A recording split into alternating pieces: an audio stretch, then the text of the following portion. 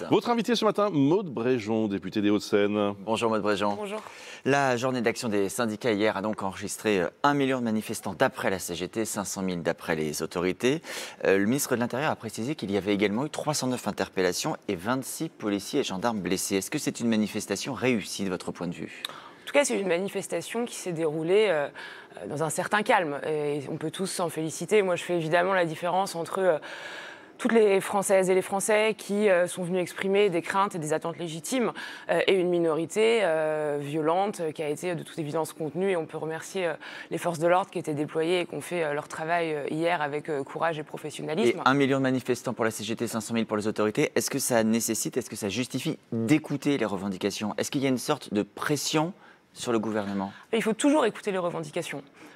Qu'il soit à 500 000 ou 1 million, je ne vais pas rentrer, bien sûr, et je vais pas rentrer dans un débat de chiffres, mais on entend derrière, dans une période de discussion budgétaire qui peut créer de l'angoisse, des attentes, parfois de la colère sur le niveau des salaires, sur l'état des services publics.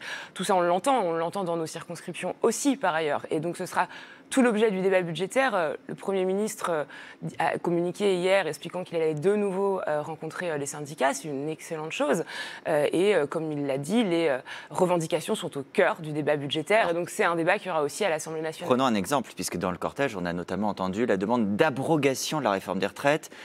Certains manifestants demandaient à minima la suspension. Est-ce que c'est envisageable pour vous l'abrogation ou à minima la suspension de la réforme des retraites ? Proposer de l'abrogation sans aucune autre forme de solution, c'est dangereux pour le pays, c'est dangereux pour l'état du système de retraite et c'est dangereux pour le message qu'on envoie à l'international, aux investisseurs, sur les marchés financiers. C'est pour l'abrogation. Et pour la suspension qui consisterait à la mettre en pause, en fait. On a toujours tenu un discours assez simple. Cette réforme des retraites, on ne l'a pas fait par plaisir, on l'a fait parce qu'elle était nécessaire. Est-ce qu'elle est parfaite ? Probablement pas. Est-ce qu'on peut l'améliorer ? Je pense qu'on peut l'améliorer et c'était l'objet des discussions qui ont eu lieu pendant le conclave des retraites. Quand vous dites améliorer, vous pensez à la pénibilité, à la retraite des femmes, la retraite des femmes, mais c'est des choses extrêmement importantes. Je n'ai aucun doute sur le fait que le Premier ministre est ouvert à ces discussions-là. Maintenant, je le redis, l'abrogation pure et simple serait dangereuse pour le pays. Mais la mise en pause, vous n'avez pas clairement répondu. Est-ce que ce serait envisageable de dire on met en pause en attendant la présidentielle la réforme des retraites, on stoppe sa mise en œuvre et on reprendra plus tard ?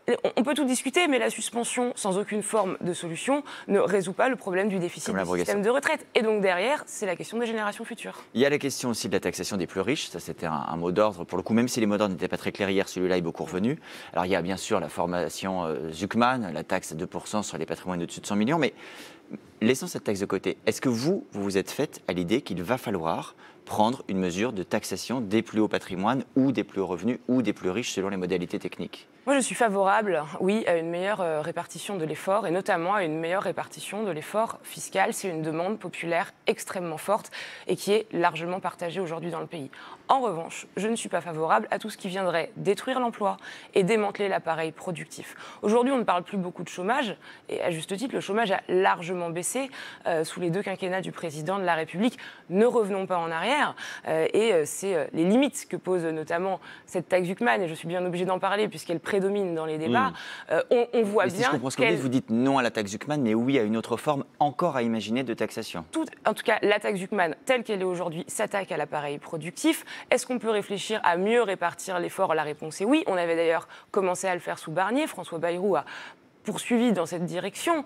Moi, je pense qu'il y a probablement quelque chose à faire sur ce sujet-là. Maintenant, attention, moi je suis assez stupéfaite de voir la façon dont le débat se polarise, encore une fois, autour uniquement de la question fiscale, autour de cette taxe Zuckman qui est devenue une forme de totem et qui ne règle pas, pardonnez-moi, qui ne règle pas la question de la productivité, qui ne règle pas la question de la croissance et qui ne règle pas la question majeure des dépenses de l'État qui aujourd'hui sont excessives. On peut tout à fait entendre ce point, surtout sur les dépenses de l'État, mais ce qui est assez frappant dans le sondage commandé par le Parti Socialiste à l'Institut IFOP, 86% des Français sont favorables à cette mesure et chez vous, chez les sympathisants Renaissance, on a également 85, des taux très importants. La gauche a gagné la bataille culturelle en France. Il y a toujours eu en France, je pense, une revendication, en tout cas un besoin légitime de sentir que lorsqu'il y a un effort important à faire, ceux qui peuvent le plus contribuent davantage. C'est déjà le cas aujourd'hui. Est-ce qu'on peut aller plus loin au regard de l'effort qu'il y a à faire ? Encore une fois, probablement, mais il faut le faire de façon, voilà, encore une fois, intelligente.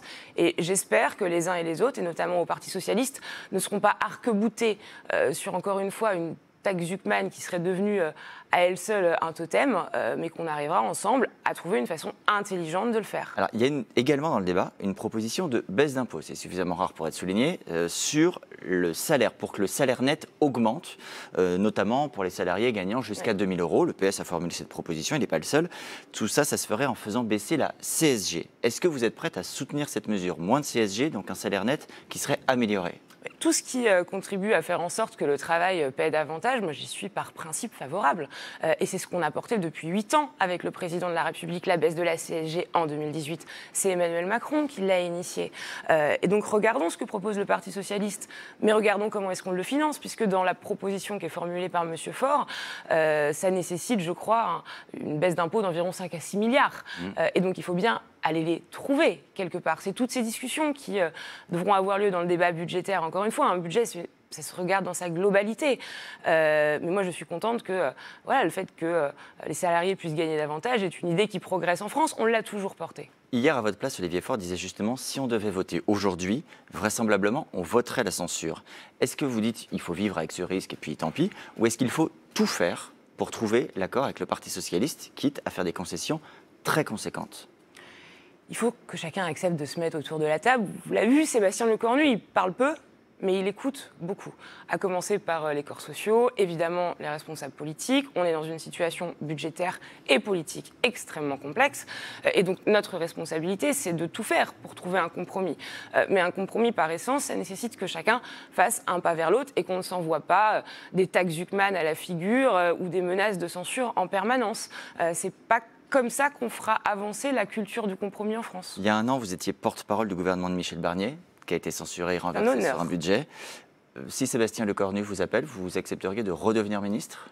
Alors vous allez poser sûrement cette question à tous les députés que vous allez recevoir en plateau. Alors, redevenir ministre, ce serait pour ceux qui l'ont été, oui. En l'occurrence, la question ne se pose pas aujourd'hui, mais moi j'apprécie énormément Sébastien Lecornu et peu importe où je serai, je l'aiderai à la place qui sera la mienne.